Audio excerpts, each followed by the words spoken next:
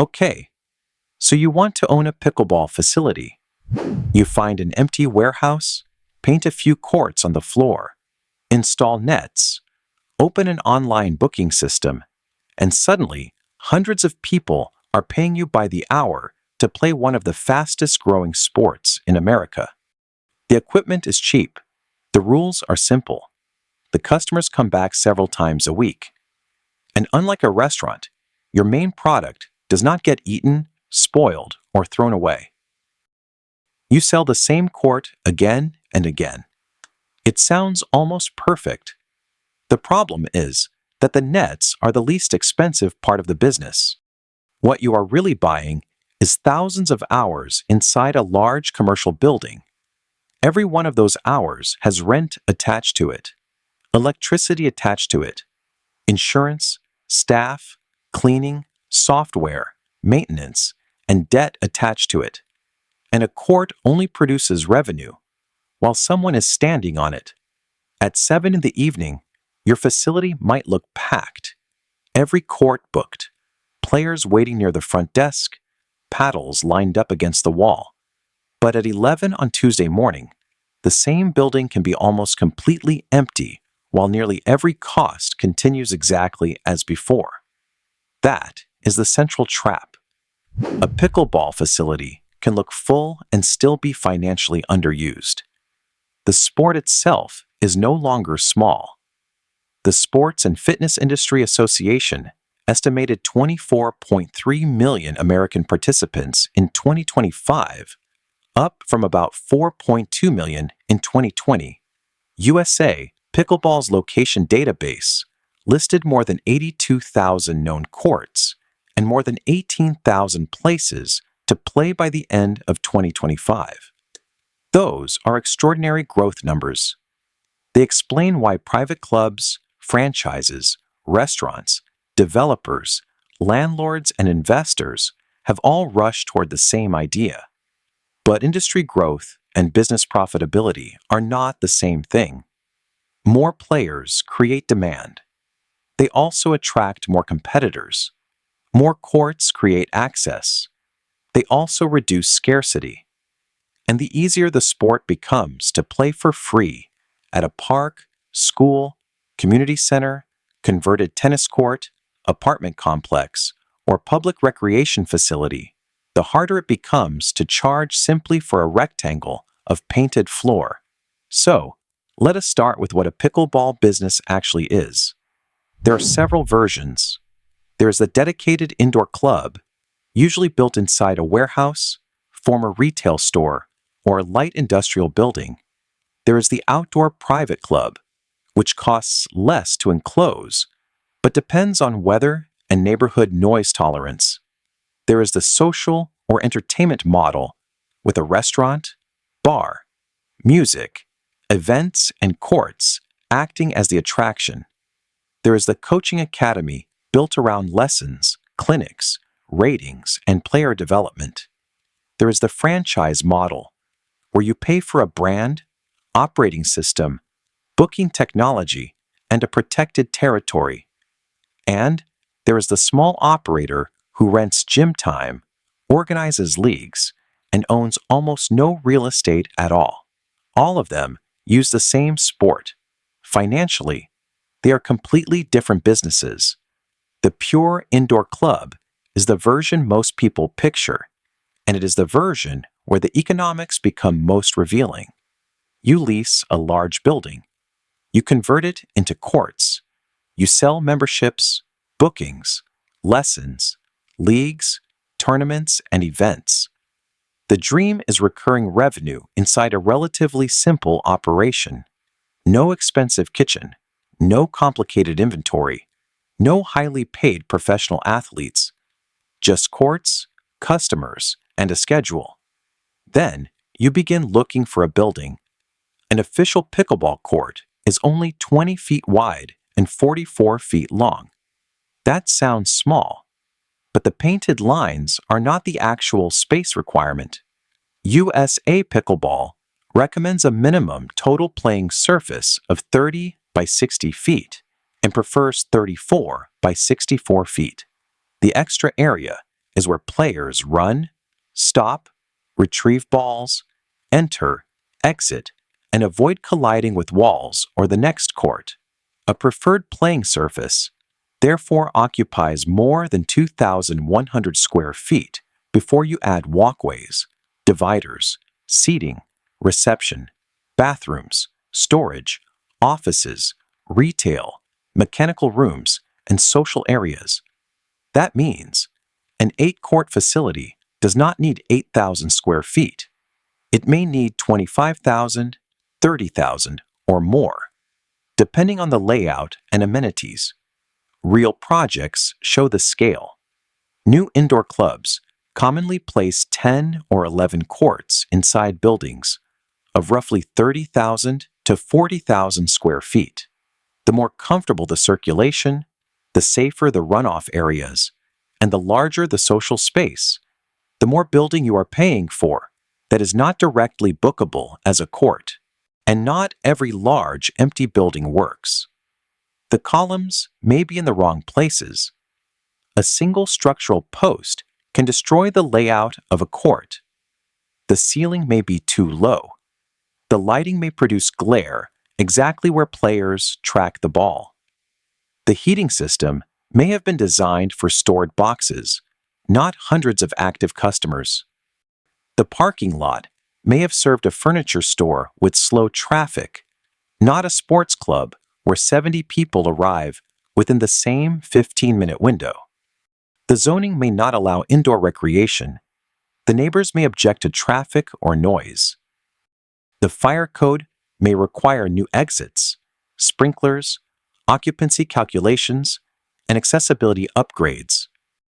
You're not searching for cheap space.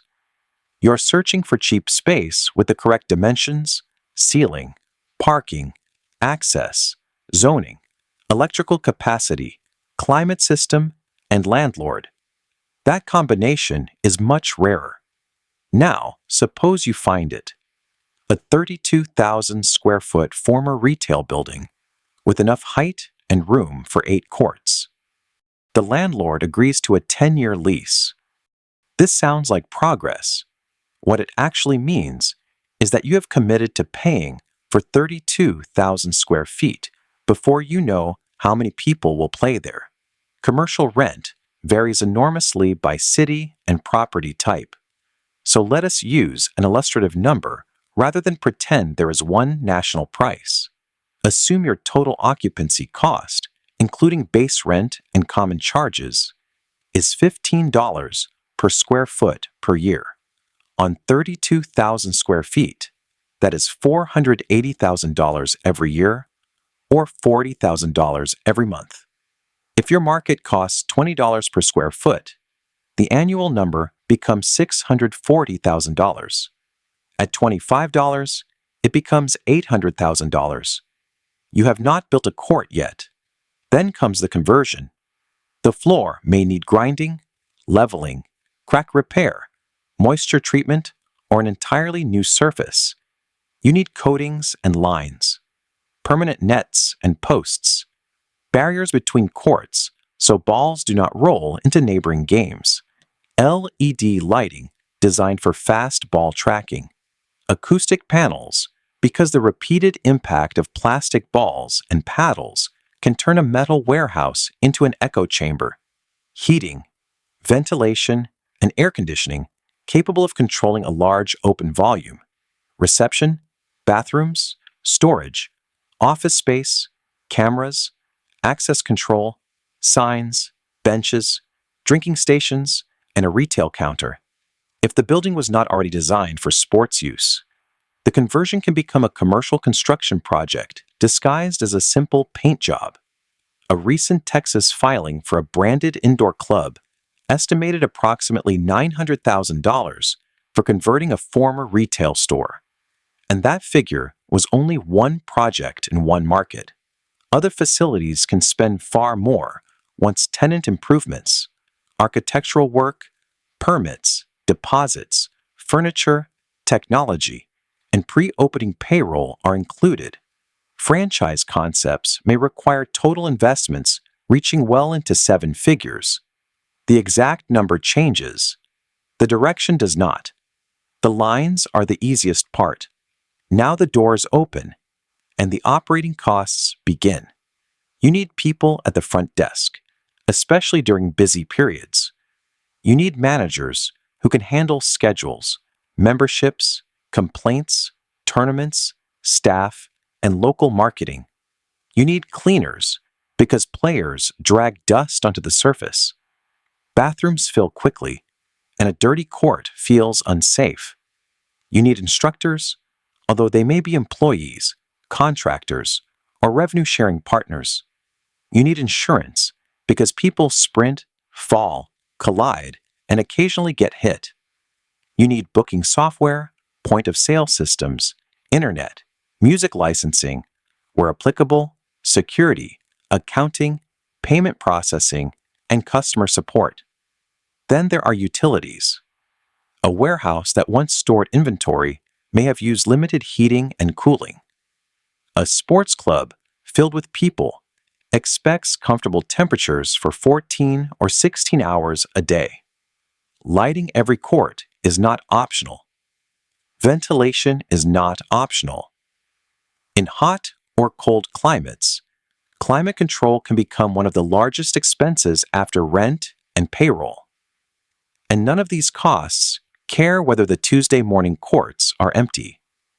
That is why the number that decides almost everything is utilization.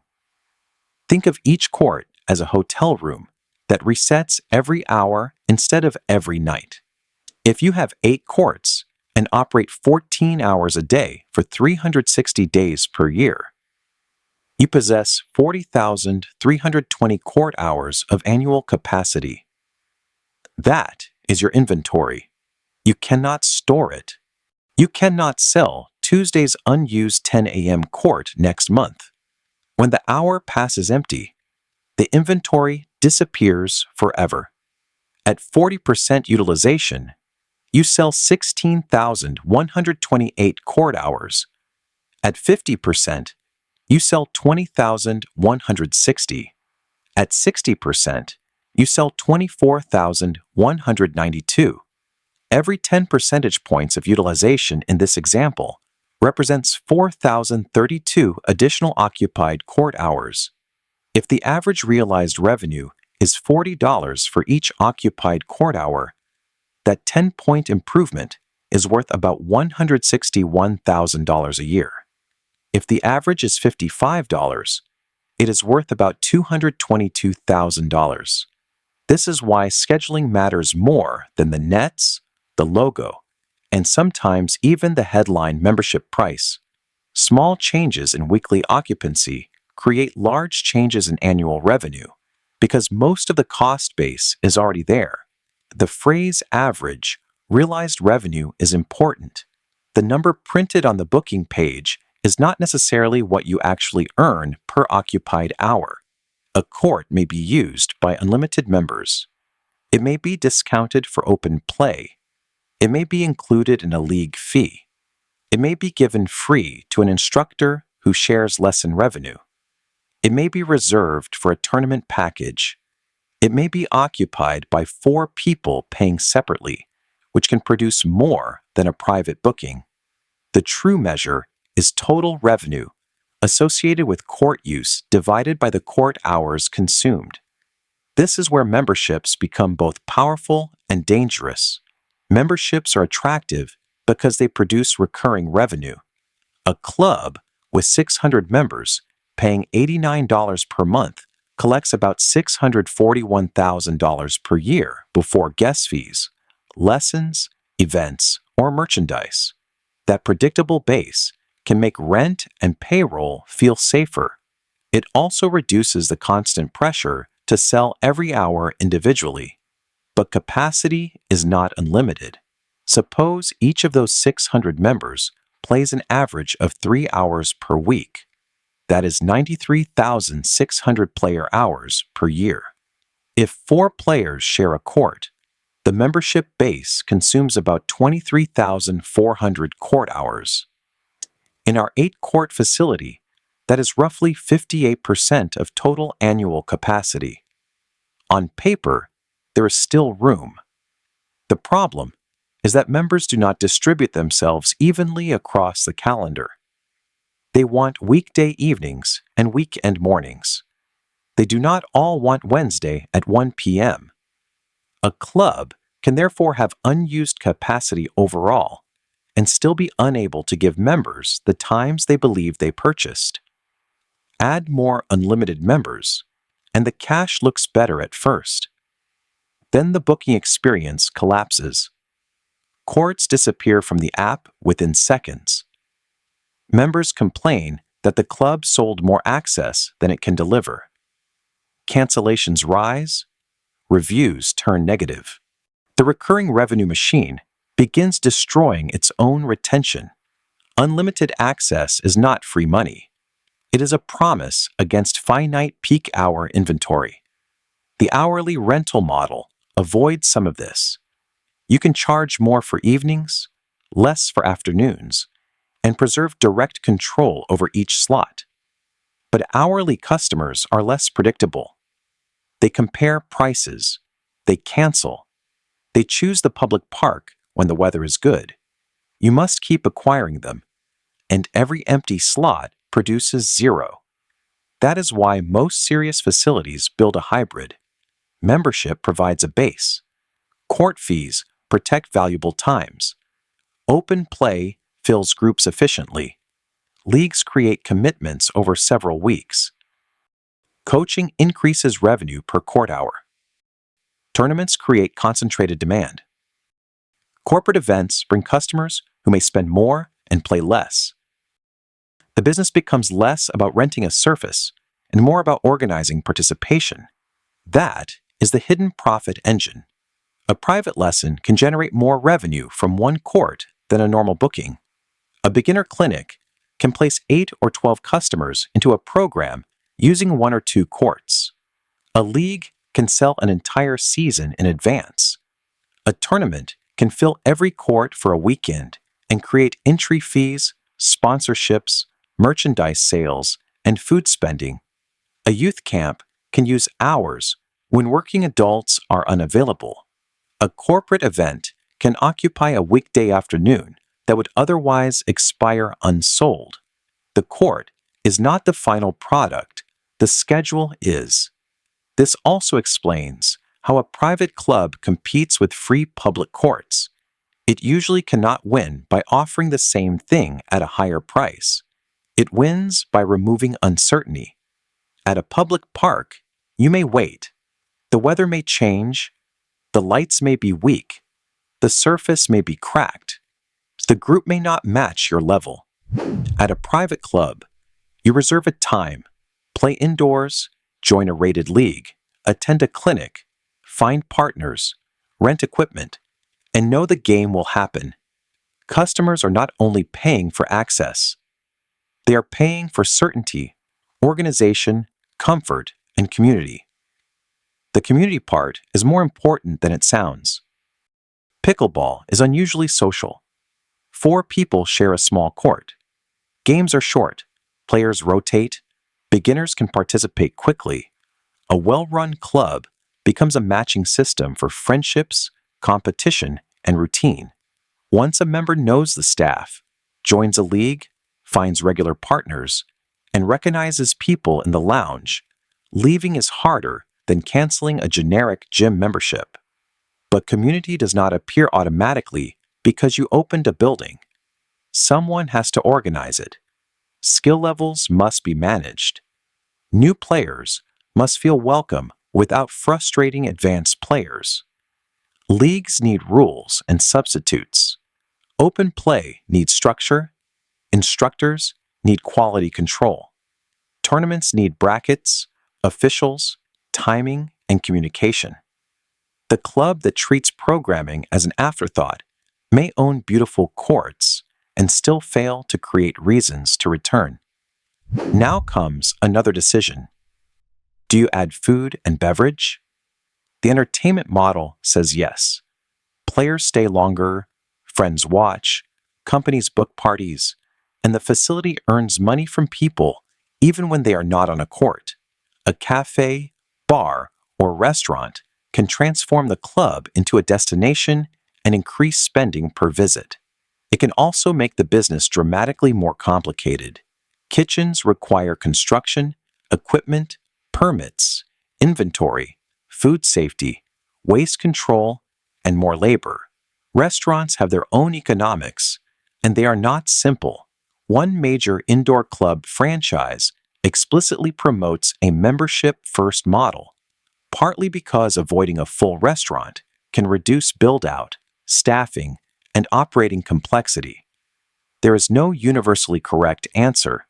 Food and beverage can rescue weak court margins or bury the operator under a second difficult business. Retail is simpler but smaller.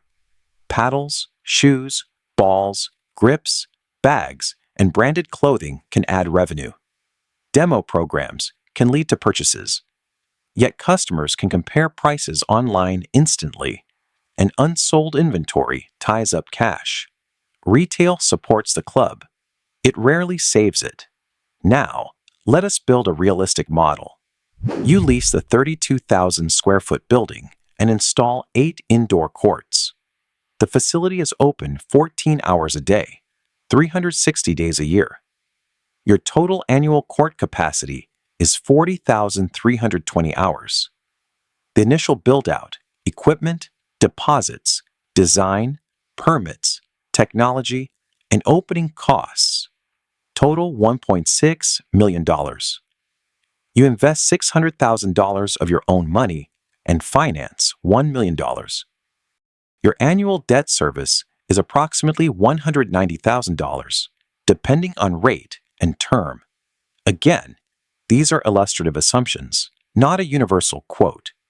In the first stable year, you average 52% court utilization across the full calendar. That means about 21,000 occupied court hours. Some are private rentals, some are member play, some support leagues, lessons, clinics, and events. You have 650 members paying an average of $85 per month after promotions and discounts. That produces $663,000 a year. Non-member bookings, guest fees, and premium reservations add $290,000. Coaching, clinics, leagues, youth programs, and tournaments produce $360,000. Corporate events contribute $110,000. Retail, paddle rentals, snacks, drinks, and sponsorships add another $125,000. Total revenue is approximately $1.55 million. Now subtract the costs. Rent and common charges are $480,000. Payroll and contractor support are $340,000. Utilities are $125,000. Cleaning, repairs, court maintenance, and supplies are $90,000. Insurance, software, accounting, permits, and professional services total $75,000. Marketing and promotions cost $70,000. Payment processing and other variable expenses take $55,000. General administrative costs add $45,000. Operating expenses before debt are roughly $1.28 million. Operating profit is about $270,000. After $190,000 of debt service, approximately $80,000 remains before taxes and before major unexpected repairs. You invested $600,000 of cash and worked through a long opening process to earn roughly $80,000 in this scenario. That is not terrible. It is also not the effortless money machine suggested by 8 painted courts. And this was a decent year. Now, the good year. Membership grows to 850 without destroying the booking experience because you use reservation limits, off-peak incentives, structured open play, and premium pricing. Average utilization rises from 52% to 65%. Corporate events fill weekday afternoons. Clinics remain popular. A tournament series attracts sponsors. Revenue rises to approximately $1.95 million. Costs rise. but not at the same rate. You add staff, coaches, cleaning, and utilities. Total operating expense before debt reaches $1.42 million. Operating profit becomes about $530,000. After debt service, roughly $340,000 remains before taxes. That is a strong business.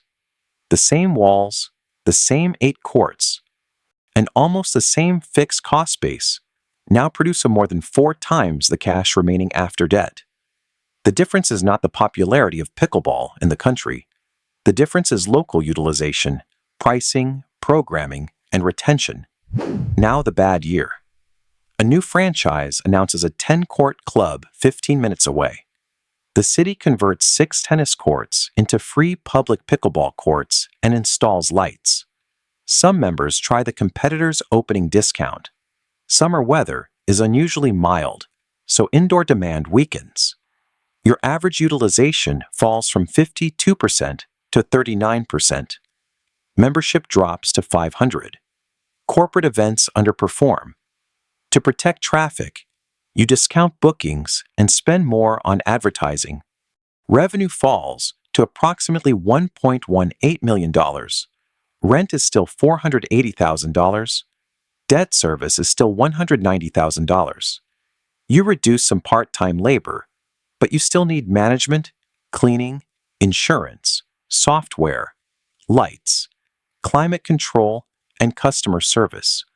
Operating expense before debt declines only to about $1.17 million. The business is nearly break-even before financing and loses close to $180,000 after debt. Nothing is wrong with the courts. The sport did not disappear. Players still come every evening.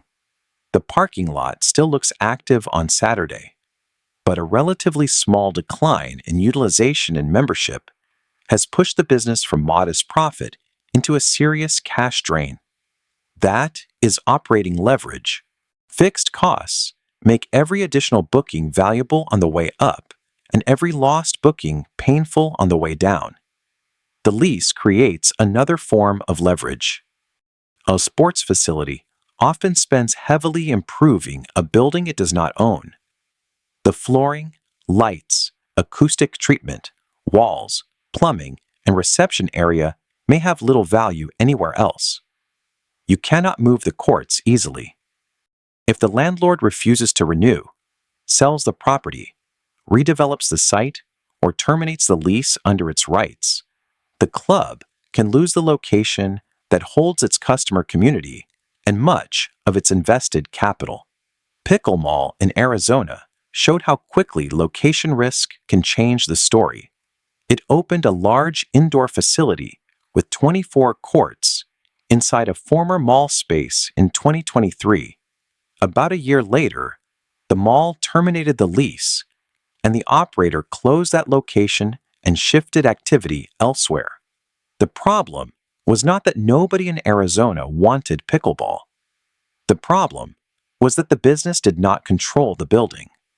When you spend 7 figures converting rented space, the lease may be the most important piece of equipment you own. Then there is saturation. The same growth numbers that attract you also attract everyone else. By 2025, USA Pickleball's database had added thousands of new places to play, and private chains were announcing clubs across multiple states. A city that had 1 indoor option can suddenly have 4. Each operator may have signed a long lease based on the same participation report and the same assumption that demand will keep expanding. This does not mean the entire industry fails. It means the weakest locations are exposed. The club, with expensive rent, poor parking, low ceilings, weak programming, and no off-peak strategy, competes against better-run facilities and public courts, gyms, community centers, homeowners associations, tennis clubs, and good weather. National participation can rise while an individual location loses members. A rising sport does not lift every lease. So who actually wins? The first advantage is real estate discipline. The best operator does not necessarily choose the most visible building. A destination sports club can survive away from premium retail streets if it is accessible, safe, and has enough parking. Paying shopping center rent merely for visibility can destroy the economics when customers already intend to travel to play. Some club brands openly argue that they do not need prime restaurant-style locations for exactly this reason. The second advantage is a long, protective lease. You need enough time to recover the build-out cost, clear renewal options, rules around competing uses, limits on unexpected common charges, and a realistic understanding of what happens if the property is sold. Cheap rent with a weak lease can be more dangerous than higher rent with control. The third advantage is player density, not just population. A large city does not guarantee a strong club. You need enough active players within a reasonable drive at the right income levels. With the right existing court shortage, you need to know when they play, what they already pay, how far they travel, and which alternatives are planned but not yet open. The fourth advantage is programming. Open play, leagues, lessons, camps, tournaments, ladders, ratings, and events turn random visits into habits. They also let you shape demand. A retiree league can fill late mornings. A youth program can use after-school time. Corporate events can fill afternoons. Advanced leagues can occupy late evenings. The goal is not simply to have more players. It is to move players toward the hours your building needs them. The fifth advantage is pricing discipline. Peak hours should not be treated like empty hours. Unlimited plans need reservation limits, fair use rules, or additional fees for premium access. Discounts should move demand rather than merely reduce revenue from customers who would have paid full price. The club must know revenue per occupied court hour, contribution by program, member usage, churn, acquisition cost, and the value of each time block. The sixth advantage is liquidity. The facility may need months to build membership. Construction may run late while rent has already started. A heating system may fail. A competitor may open. A legal or permitting delay may postpone the launch. An owner who uses every dollar on the build-out can own a beautiful club and still run out of cash before the schedule matures. And finally, the winning operator understands what business they are in. You are not primarily in the paddle business. You are not even primarily in the court business. You are in the capacity management business, the membership business, the events business, and the community business. The sport creates the reason people enter. The operation determines whether they pay enough, return often enough, and distribute themselves across enough hours to support the building. So, does owning a pickleball facility make sense? In the right market, yes. The customer base is large and diverse. The sport encourages repeat participation. Indoor facilities can sell weather protection, reliable reservations, coaching, leagues, and community. A well-programmed club can generate recurring revenue and increase sales without increasing its square footage. Once fixed costs are covered, additional occupied hours can be highly valuable. But the business is far less forgiving than the simplicity of the sport suggests. The building is large. The build-out is specialized. The rent is fixed. Peak demand is concentrated. Public alternatives are often free. Membership promises can exceed capacity. New competitors can arrive before your lease expires. And a facility that appears busy can still fail to sell enough of its total weekly inventory. The optimistic version looks like this. You secure affordable space on a long lease. You open in a market with genuine court shortages. Members join before opening. Programming fills mornings, afternoons, evenings, and weekends with different customer groups. Revenue per court hour rises. Retention stays strong. Debt falls. The club becomes the center of a local community and eventually supports a second location. The harder version looks like this.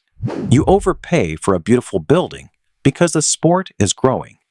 Construction runs over budget. Members crowd into the same 6 evening hours. Weekdays remain weak. Free public courts expand. A franchise opens nearby. Discounts rise, but rent does not fall.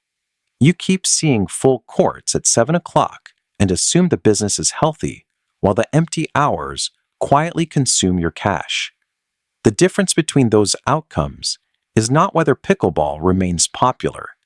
It is whether you bought the correct building, protected the lease, priced finite capacity intelligently, and created enough reasons for people to pay when a free court was available somewhere else. So, if you do decide to own a pickleball facility, understand what you are actually buying. You are not buying nets. You are not buying painted lines. You are not buying a guaranteed share of a growing sport. You are buying 40,000 or more court hours every year. Every hour begins losing value the moment the clock starts. Your job is to turn as many of those disappearing hours as possible into memberships, bookings, lessons, leagues, events, and community before they are gone forever. The courts are the stage. Utilization is the business, and the lines were the easiest part.